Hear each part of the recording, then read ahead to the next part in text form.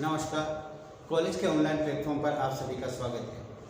आज हम BA B.Ed fourth year की क्लास का अध्ययन करेंगे।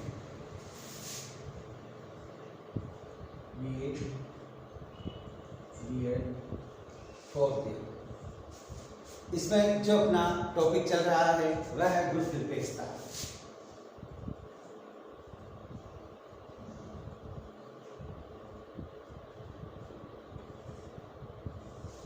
और यह गुण निरपेक्षता की द्वितीय क्लास है, पार्ट सेकंड।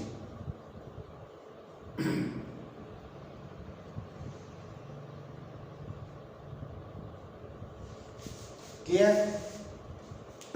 इससे पिछली वाली क्लास में मैंने गुण निरपेक्षता के बारे में आपसे विस्तृत परिचर्चा की और बताया कि गुण निरपेक्षता शीत युद्ध के बाद, द्वितीय विश्व युद्ध के बाद शीत युद्ध चल रहा था। उसके बाद विश्व राजनीति में दो गुटों के मध्य यह युद्ध हुआ था, अमेरिका और रूस के मध्य। और गुण निरपेक्षता का नीति का पालन भी 1947 के बाद हुआ। 1961 का इसका पहला सम्मेलन हुआ बेलग्रेड यूगोस्लाविया में। फिर उसके बाद जो अमेरिकी गुट और रूस के गुट, इन दोनों का समर्थन न करता हो वह गुट निरपेक्ष देश, गुट निरपेक्षता का सदस्य बन सकता है। इसकी स्थापना जवाहरलाल नेहरू, मिस्र के नासिर, यूगोस्लाविया के मार्शल टीटो, इन तीनों के द्वारा की गई थी। इसके सदस्य वह राष्ट्र बन सकते थे जो इन दोनों देशों के सदस्य न हो, वो इनके सदस्य बन सकते थे। क्लियर? और नेक्स्ट हम जो पढ़ रहे थे वो थे उसको प्रोत्साहन, गुण निरपेक्षता नीति को प्रोत्साहन देने वाले कारक। उसमें हमने शीत युद्ध और मनोवैज्ञानिक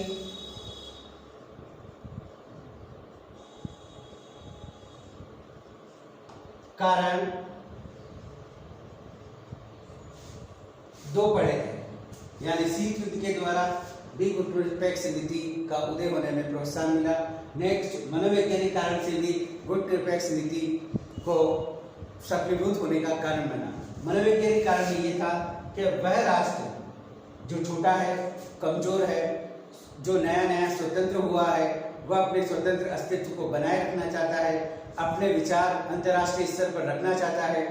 तो उसके लिए दो गुटों में शामिल न होकर वह सीधा गुट निरपेक्ष नीति में शामिल हो सकता है और अपना स्वतंत्र अस्तित्व, अपने स्वतंत्र विचार, अपनी स्वतंत्र नीतियों का संचालन अंतर्राष्ट्रीय स्तर पर कर सकता है। यह एक मनोवैज्ञानिक कारण था उन छोटे देशों के लिए जो इसका सदस्य बने थे। क्लियर? नेक्स्ट हम अगला पढ़ेंगे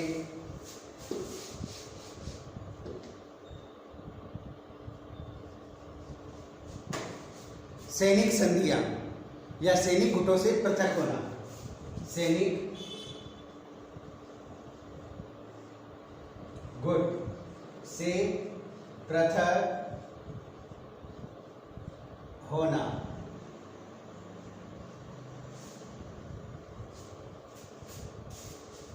सन 1945 के पश्चात ही विश्व में दो गुटों का उदय हुआ।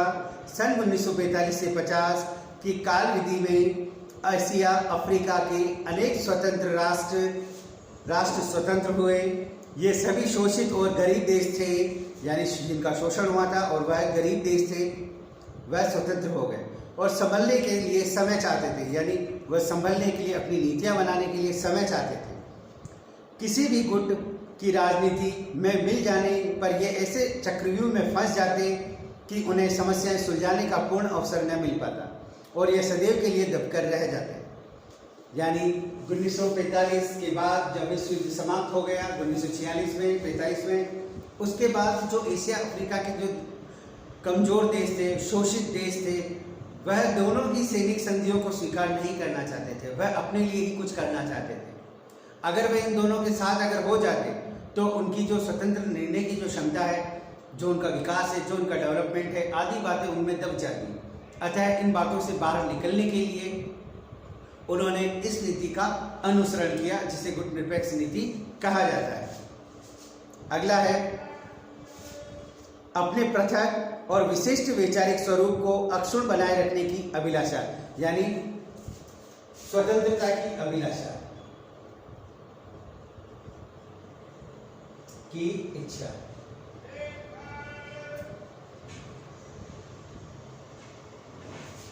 क्लियर? यानी अब वे जो देश थे वह अपना पृथक विशिष्ट वैचारिक स्वरूप के अक्षुण्ण यानी उसको नहीं मिटाना चाहते थे। अपना पृथक स्वरूप, अपनी स्वतंत्रता को नहीं मिटाना चाहते थे, उसकी उनमें अभिलाषा थी। नवोदित राष्ट्रों को ऐसा लगा कि गुटनिरपेक्षता उनके लिए विशेषता है। दोनों गुटों के वैचारिक संघर्ष के संदर्भ में अनेक अपने पृथक और विशिष्ट वैचारिक स्वरूप को अक्षुण्ण बनाए रखने का साधन थी। उन्होंने अपनी प्रत्येक राजनीतिक, आर्थिक, सांस्कृतिक और सामाजिक संस्थाओं के पृथक स्वरूप को बनाए रखना चाहते थे और वह यह नहीं चाहते कि राष्ट्रों के किसी बड़े समूह में जहाँ किसी न किसी सर्वोच्च शक्ति का बोलबाला हो। यानी वह स्वतंत्र, नवोदित, कमजोर राष्ट्र ये नहीं चाहते थे कि हम ऐसे देशों के साथ रहें जो जहाँ पर उनकी कोई व्यक्तिगत वैचारिक स्वतंत्रता न हो और उन्हीं शक्तियों का बोलबाला हो। अपनी कई पहचान न रहे। उन्होंने अनुभव किया कि वे दूसरों राष्ट्रों की छत्र छाया मात्र नहीं बन रह सकते, यानी दूसरों की छाया मात्र कर हमें नहीं बने रहना है, ऐसी बात उनके मन में थी। चाहे वह राष्ट्र कितना ही उन्नत क्यों ना हो, चाहे सामने वाला कितना ही उन्नत क्यों ना हो। राष्ट्रपति सुकर्ण ने कहा था, न तो हम छत्र छाया, सुकार्णो ने कहा था, न तो हम छाया राष्ट्र हैं, न ही पाठ्य पुस्तिका विचारक है। भारत के प्रधानमंत्री लाल बहादुर जी शास्त्री ने भी कहा, हमारा स्वर किसी और के स्वर की प्रतिध्वनि नहीं है, यह उन लोगों की असली आवाज़ है जिनका हम प्रतिनिधित्व करते हैं। यानी जवाहरलाल जी नेहरू के लाल बहादुर जी शास्त्री ने स्पष्ट रूप से कहा, हम उन देशों की मतलब स्वर प्रतिनिधित्व नहीं करना चाहते जो अन्य देश हमारे लिए करें। हम उनकी कोई स्वरध्वनि नहीं बनेंगे और न ही अपनी आवाज़ उनको सौंपेंगे, बल्कि हमारा जो होगा वो असल में हमारी ही आवाज़ होगी जिनका हम प्रतिनिधित्व करते हैं और जिनकी ओर से हम बोलते हैं। यानी हम उन्हीं राष्ट्रों का प्रतिनिधित्व करते हैं जिनकी ओर से हम बोलते हैं, अतः हम अपने देश का प्रतिनिधित्व करते हैं, उन्हीं की ओर से बोलेंगे और न कि कोई देश हमारे उनकी छाया मात्र बनकर हमारी ओर से बोलेगा। हम दूसरों की प्रतिध्वनि नहीं बनेंगे, यानी दूसरों की आवाज़ नहीं बनेंगे, हम स्वयं की आवाज़ होंगे जिनका हम अपना प्रतिनिधित्व करते हैं।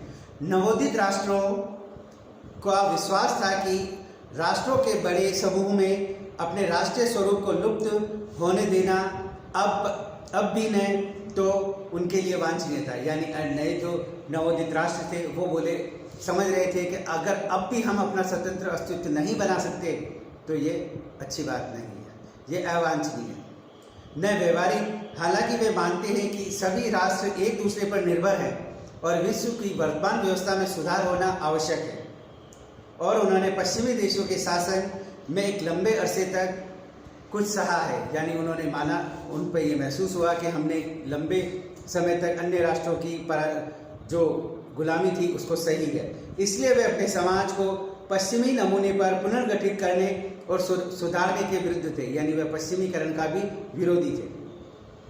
वैसे बहुत से राजनीतिक मूल्यों और विश्वासों के संदर्भ में वे पश्चिमों के साथ भी थे। वे साम्यवादी व्यवस्था का अनुसरण करने की बात नहीं सोच सकते।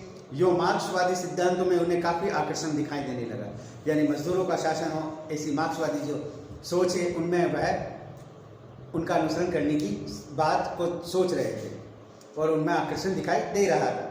फिर भी वे अनुभव करते थे कि साम्यवादी विचारधारा और व्यवहारिक पद्धति उन्होंने अपने दृष्टिकोण और जीवन पद्धति से मेल नहीं खाती।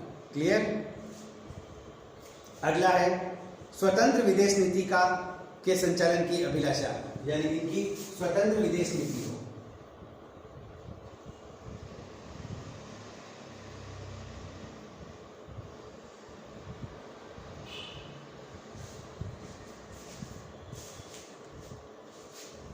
नवोदित एशिया और अफ्रीका की गुट निरपेक्षता की नीति के माध्यम से यह जो नव स्वतंत्र देश थे, कमजोर देश थे, शक्ति के रूप में स्थापित करना चाहते थे, अपनी स्वतंत्रता को शक्ति के रूप में स्थापित करना चाहते थे।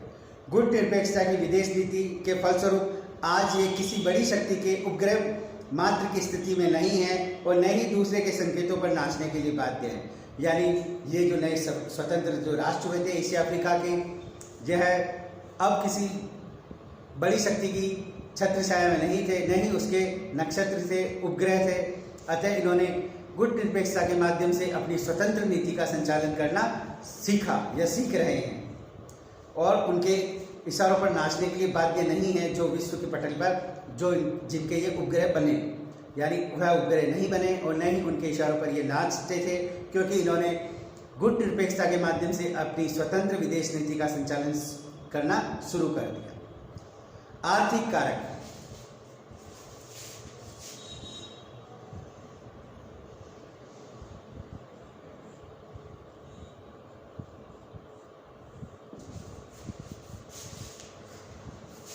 गुट निरपेक्षता का एक अन्य आधार आर्थिक है। प्राय सभी गुट निरपेक्ष देश आर्थिक दृष्टि से पिछड़े हुए हैं और रहन सहन का स्तर भी इनका नीचा है। अतः उनकी विदेश नीति का एक प्रमुख ध्येय संभवतः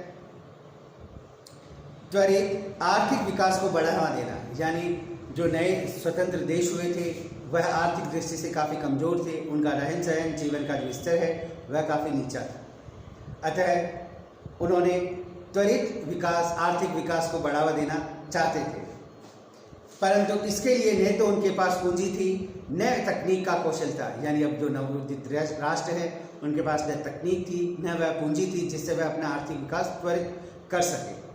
अतः अपनी विदेशी अर्थनीतियों को ऐसे मोड़ दिया कि उन्हें जो चीज़ कई शर्तों रखे बगैर जहाँ से भी मिल सकती हो मिल जाए, क्योंकि उन्हें इसकी सख्त ज़रूरत थी। यानी उन्होंने अपनी शर्तों को ऐसा मोड़ दिया, आर्थिक शर्तों को, कि कोई भी चीज़ बगैर शर्त रखे उनको मिल जाए और कैसे भी मिले, और क्योंकि उन्हें इसकी ज़रूरत भी थी।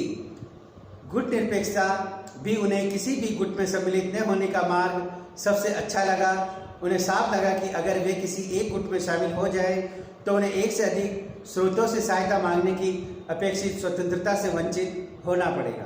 यानी अगर किसी गुट में हम शामिल हो गए तो हम ये गुट निरपेक्ष में अन्य देशों से जो सहायता प्राप्त कर सके वो प्राप्त नहीं कर सकते। अतः उन्हें यह आर्थिक स्वतंत्रता, आर्थिक कारक भी यही उन्होंने प्राप्त किया।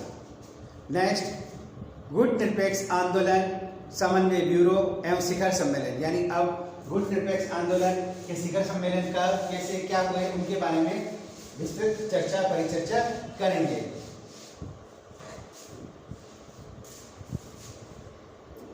गुट निरपेक्ष आंदोलन के लिए किन्हीं स्थायी कारकों की स्थापना नहीं की गई, फिर भी गुट निरपेक्ष देशों में समन्वय स्थापित करने के लिए संयुक्त राष्ट्र संघ अंतर्राष्ट्रीय मंचों पर संयुक्त कार्रवाई करने के लिए आंदोलन की प्रगति और अंतर्राष्ट्रीय विषयों एवं समस्याओं पर विचार विमर्श करने के लिए दो प्रकार की संस्थाओं का जन्म दिया, समन्वय ब्यूरो और सम्मेलन।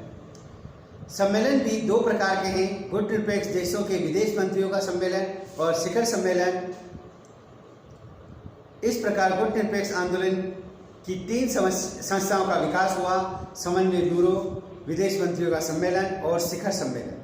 समन्वय ब्यूरो यानी तीन प्रकार की इसमें ब्यूरो है, विभाग है, उनके बारे में अध्ययन करेंगे, जिनमें पहला है समन्वय ब्यूरो।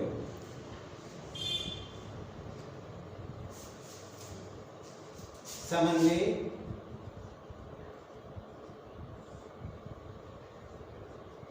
ब्यूरो गुट निरपेक्ष देशों में निरंतर विचार विमर्श करने और कार्य के समन्वय स्थापित करने के लिए यह एक बड़ा ही उपयोगी एवं सक्रिय केंद्र है। गुट निरपेक्ष आंदोलन की कार्यकारी भुजा कहते हैं। इसका स्वरूप एक तैयारी समिति की भांति है जो गुट निरपेक्ष देशों के शिखर सम्मेलनों के लिए मसविदा तैयार करता है। यानी यह उसकी एक प्रमुख भुजा है, कार्यकारी भुजा है, कार्य करने की शक्ति है, जिससे वह गुट निरपेक्ष देशों के सम्मेलन का मसविदा तैयार करते हैं। संयुक्त राष्ट्र संघ और अन्य अंतर्राष्ट्रीय मंचों पर संयुक्त कार्रवाई एवं अगुवाई करता है। जो अंतर्राष्ट्रीय स्तर पर गुट निरपेक्षता की अगुवाई करता है। समन्वय ब्यूरो के में पहले 17 सदस्य को सर्वसम्मति से नामजद किया जाता था। मार्च 1983 में नई दिल्ली शिखर सम्मेलन में इसकी सदस्य संख्या बढ़ाकर 66 कर दी गई। इनमें 31 अफ्रीकी, 23 एशियाई, 10 लैटिन अमेरिकी और 2 यूरोपीय सदस्य हैं। अब इसके सदस्यों का निर्वाचन होता है। पहले मनोनीत कर देते थे, अब इनके सदस्यों का निर्वाचन होता है, उनके जो सदस्य राष्ट्रों के द्वारा। मंत्री स्तर का सम्मेलन, इस सम्मेलन जो सेकंड बताया था आपको मैंने, विदेश मंत्रियों का सम्मेलन।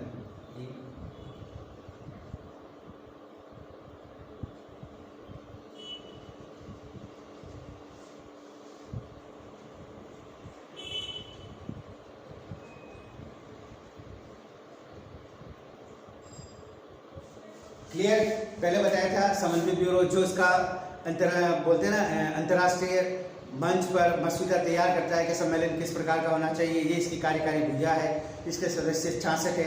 अब दूसरा जो विदेश मंत्री होते हैं, इस गुट निरपेक्ष आंदोलन के जो देश सम्मिलित हैं, इसमें इनके इन देशों के जो विदेश मंत्री हैं उनकी भी इसमें बैठक होती है, वो देखेंगे आप। Minister level foreign minister conference, इस सम्मेलन में गुट निरपेक्ष देशों के विदेश मंत्री भाग लेते हैं।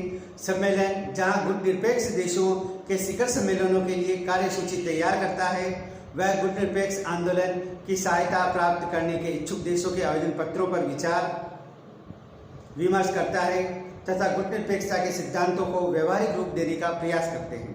इस प्रकार के जो सम्मेलन समय समय पर रहते हैं, जैसे कोर्टगेना ने 18-20 मई 1998 तक आयोजित मंत्री स्तरीय गुट निरपेक्ष आंदोलन के समन्वय ब्यूरो की बैठक डरबन में होने वाले 12वें शिखर सम्मेलन की तैयारी की गई थी।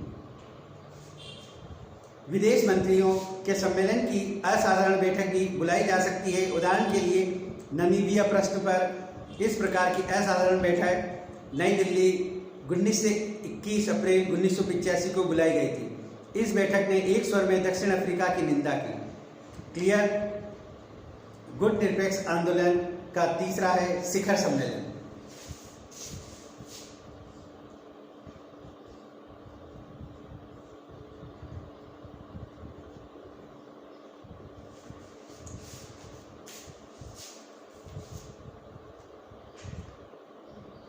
समिट कॉन्फ्रेंस, शिखर सम्मेलन गुट निरपेक्ष देशों का सबसे बड़ा अधिवेशन है।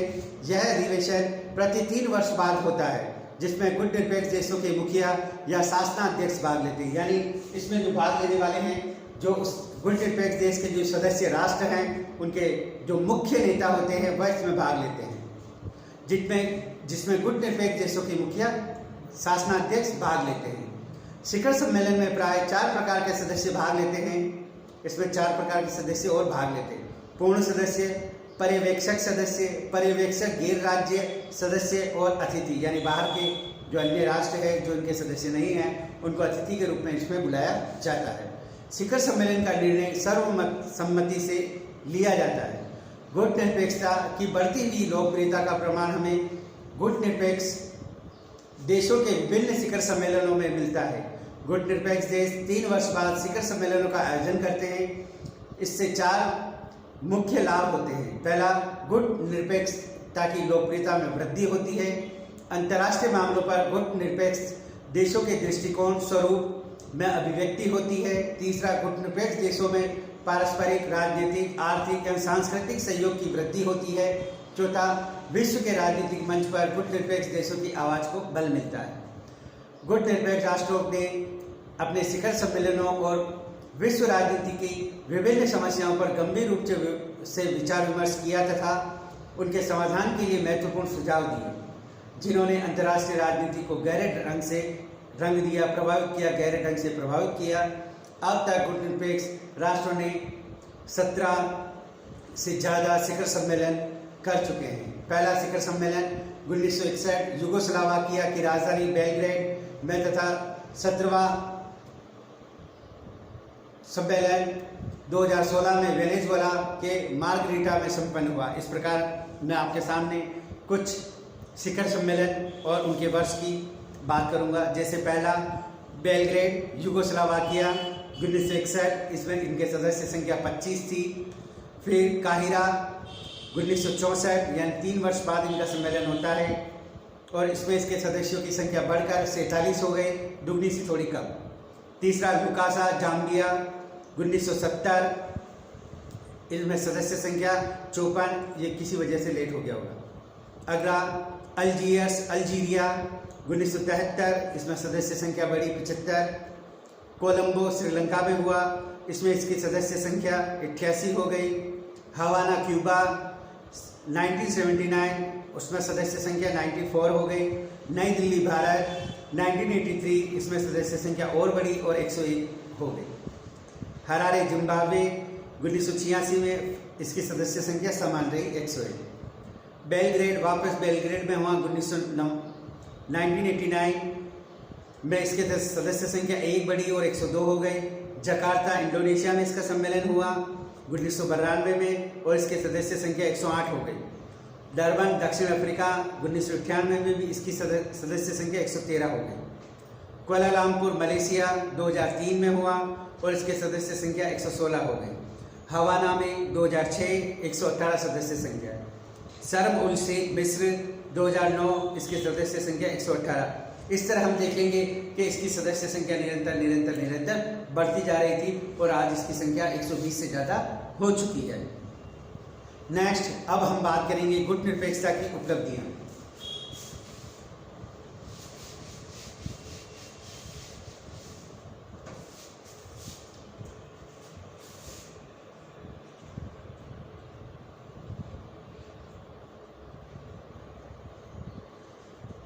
उपलब्धियां ये बच्चों,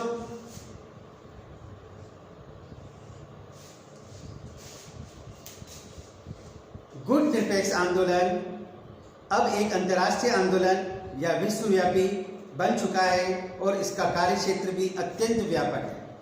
बेलग्रेड के प्रथम शिखर सम्मेलन में 25 सदस्यों ने भाग लिया और इसकी सदस्यों की संख्या बढ़कर 120 से ज़्यादा हो गई। सदस्यों की संख्या में बढ़ोतरी के साथ साथ इस आंदोलन के कार्य क्षेत्र या कार्यक्रमों का भी काफी विस्तार हुआ। उदाहरण के लिए हरारे 1986 शिखर सम्मेलन में नई अंतर्राष्ट्रीय अर्थव्यवस्था स्थापना पर जोर दिया गया। आतंक के खिलाफ विश्वव्यापी संघर्ष छेड़ने को बल दिया गया। 1989 में बेलग्रेड में दूसरा बार शिखर सम्मेलन आयोजित हुआ जिसमें पर्यावरण संरक्षण के बारे में विश्व भर की बढ़ती चिंता विशेष विचारणीय विषय रहा और ओजोन परत क्षय, परमाणु क्षीजन, बड़े पैमाने पर वन का काटा जाना और इसके स्वरूप मिट्टी की कटाव, इसके फलस्वरूप मिट्टी के कटाव आदि विशेष रूपों से ध्यान केंद्रित किया गया। संक्षेप में गुट निरपेक्ष आंदोलन की यह प्रमुख उपलब्धियां रही और क्या रही जो हम देखेंगे। गुट निरपेक्षता को दोनों गुटों द्वारा मान्यता, दोनों गुटों द्वारा मान्यता।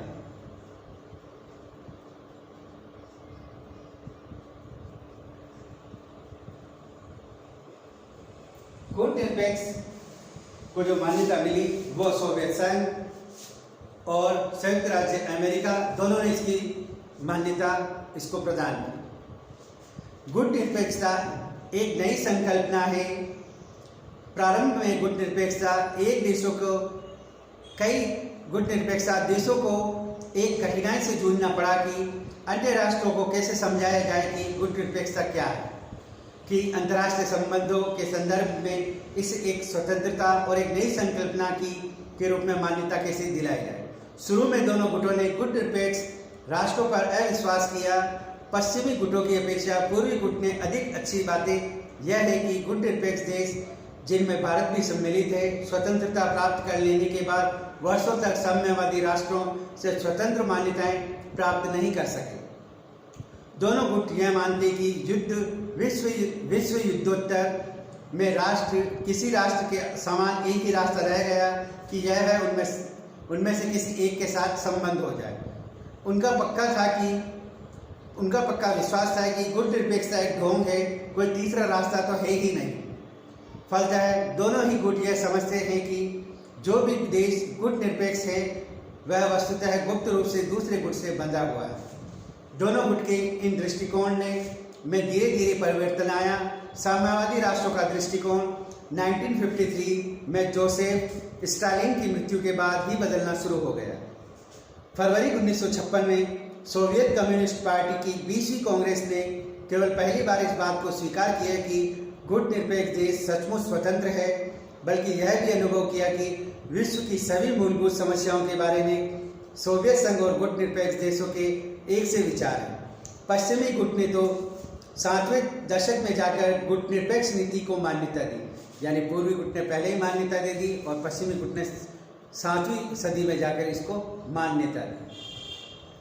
गुट निरपेक्ष देशों का गुटबद्ध देशों के मनन में संशय दूर करने के लिए इस नीति के प्रति सद्भावना और सम्मान का वातावरण पैदा करने के प्रयास में जो सफलता मिली वह सचमुच सराहनीय है। यानी दोनों गुटों से मान्यता, यानी शीत युद्ध के बाद, शीत युद्ध के समय दो गुट थे, अमेरिका और रूस। ये दोनों ये मानते थे कि जो अन्य जो यूरोप और एशिया के अफ्रीका और एशिया के जो देश स्वतंत्र हो रहे हैं उनको या तो हमारे गुट में आना है या उनके गुट में आना है। क्लियर? यानी या तो वह रूस में मिले या अमेरिका के गुट में मिले। उनके मन में ये बात थी। उन्होंने उन दोनों जो गुट निरपेक्ष है उसकी बात को माना ही नहीं और कहा कि तीसरा गुट तो कोई हो ही नहीं सकता। किंतु स्टालिन की मृत्यु के बाद रूस ने जहाँ ये कहा कि गुट निरपेक्षता एक स्वतंत्रता की बात जो कह रहा है वो सही है, आप दूसरे दोनों गुट में शामिल ना होकर इस गुट में शामिल हो गए, ये स्वतंत्र गुट है, उसको मान्यता प्रदान कर दी। वहीं अमेरिका ने उसको 7वें दशक में जाकर मान्यता दी। यानी अमेरिका भी तीसरे गुट को मानता ही नहीं था। वो ये जानता था कि दो ही रास्ते हैं आपके पास, या तो हमारे साथ आओ या उनके साथ जाओ। किंतु उसको भी मान्यता देनी पड़ी कि गुट निरपेक्षता भी है। यही उसके लिए एक बहुत बड़ी उपलब्धि है। यानी विश्व पटल पर अपना एक तीसरा मोर्चा उठाया उन्होंने, उसका झंडा उठाया और लेकर चले और उसको इन दोनों ने मान्यता भी प्रदान की। यानी विश्व स्तर पर दो ही संस्थाएं नहीं थी, तीसरी संस्था का जन्म इन लोगों ने दिया जो वाकई ही एक तारीफ के काबिल थे और उनको यह अभिवृद्धि प्राप्त हुई। विश्व राजनीति में संघर्ष को टालना।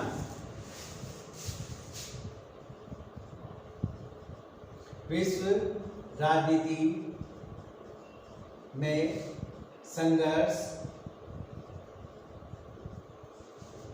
को टालना,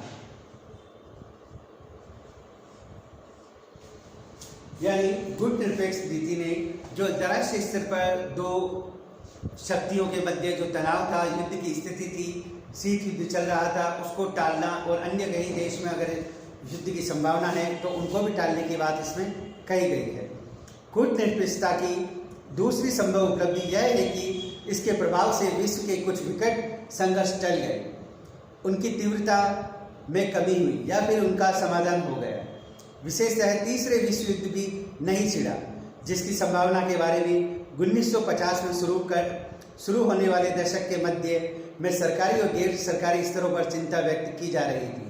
गुट निरपेक्षता राष्ट्रों का यह दावा कर सकते हैं कि उनका यह दावा गलत नहीं होगा कि उन्होंने न्यूक्लियर अस्त्रों, परमाणु अस्त्रों के सबसे खतरनाक दशक में अंतर्राष्ट्रीय शांति और सुरक्षा बनाए रखने और बढ़ावा देने का महत्वपूर्ण योगदान दिया। यानी जहाँ परमाणु बम की बात हो रही थी, युद्ध की बात हो रही थी, तो गुट निरपेक्ष आंदोलन ने इसको बढ़ावा देने से रोका और यह युद्धों की जो असुरक्षा और अशांति की बात चल रही थी उसको भी उन्होंने रोका।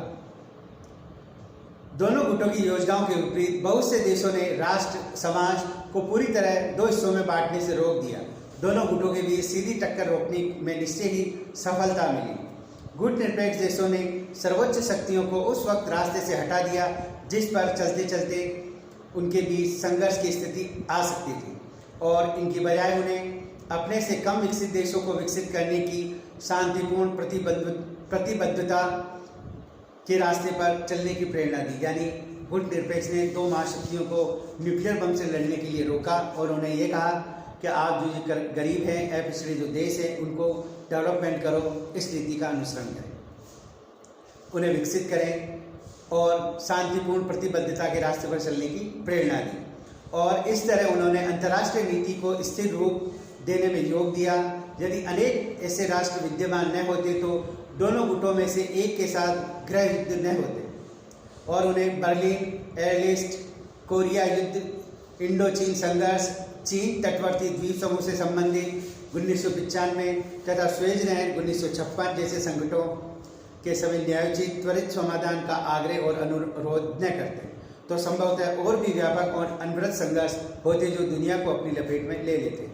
यानी विश्व राजनीति पे जो संघर्ष हो रहे थे उनको रोकने का काम इन दोनों गुट निरपेक्ष आंदोलन ने बड़ी खूबी के साथ उसमें पार्टिसिपेट किया और हिस्सा लिया और विश्व को तीसरे विश्व युद्ध होने से रोका और अन्य देशों को ये समझाया कि आप इस तरह युद्ध ना करें, बल्कि ये जो अन्य जो पिछड़े देश है, अविकसित देश है, उनके विकासशील में भी आप अपनी भूमिका निभा सकते हैं। अगला, शीत युद्ध को युद्ध में परिणत होने से रोकना।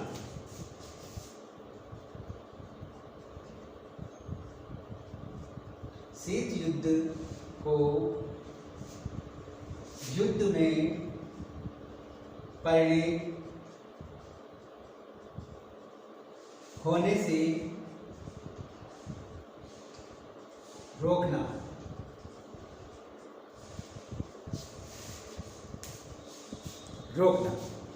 क्लियर। गुट निरपेक्ष से देश दोनों गुटों को सर्वोच्च शक्तियों के बीच सद्भावना हेतु और संपर्क के माध्यम का काम करने को तैयार थे। यानी जो गुट निरपेक्ष के देश है, जो दो महाशक्तियां हैं, उनके मध्य सद्भावना और संपर्क के माध्यम का काम करने को तैयार थे और दूसरे शीत युद्ध के दोनों पक्षों के बीच खमखलियां और गलतफहमियां दूर करने में सहायता मिली। कभी कभी उन्हें यह भी अनुभव हुआ कि विश्व न्यूक्लियर विध्वंस के कगार पर है। गुट निरपेक्ष राष्ट्र ने कम से कम शीत युद्ध को उस स्थिति में पहुंचने से रोक दिया।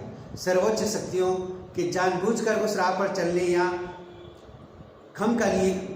खाम ख्याली की वजह से इस शस्त्र युद्ध में परिणत होने से रोक दिया। यानी विश्व स्तर पर शीत युद्ध जो हो रहा था वह कहीं न्यूक्लियर युद्ध के रूप में बदल न जाए।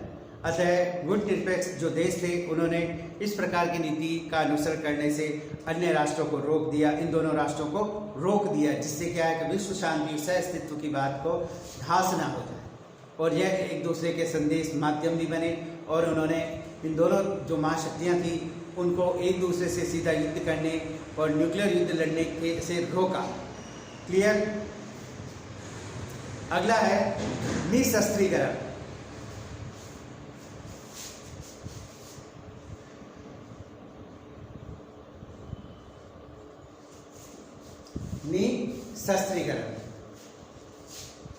निशस्त्रीकरण या अस्त्र नियंत्रण के लिए बातचीत करने में गुट निरपेक्ष देशों ने जो भूमिका निभाई उसमें उन्हें एकदम सफलता तो नहीं मिली, फिर भी लोगों को यह नहीं भूलने दिया कि विश्व शांति को बढ़ावा देने की सारी चर्चा के सामने अस्त्र शस्त्र बढ़ावा देने की बेल लगाम दौड़ कितनी खतरनाक है। गुट निरपेक्ष देश भारत को यह देखकर संतोष हुआ कि उन्होंने अप्रैल 1954 में न्यूक्लियर शस्त्रों के परीक्षण पर प्रतिबंध लगाने का जो प्रस्ताव रखे थे, 1963 में आंशिक परीक्षण प्रतिबंध संधि के रूप में सफलीभूत हुए। श्रीमती इंदिरा गांधी के शब्दों में, आंदोलन से शांति का मार्ग प्रशस्त हुआ, मानव प्रतिष्ठा और समानता का निर्माण हुआ। यानी इंदिरा गांधी जी ने भी यह बात कहा आंदोलन को शांति का मार्ग प्रशस्त हुआ, यानी गुट निरपेक्ष आंदोलन से शांति का मार्ग आगे बढ़ा और मानव की प्रतिष्ठा हुई और समानता के भाव का निर्धारण हुआ।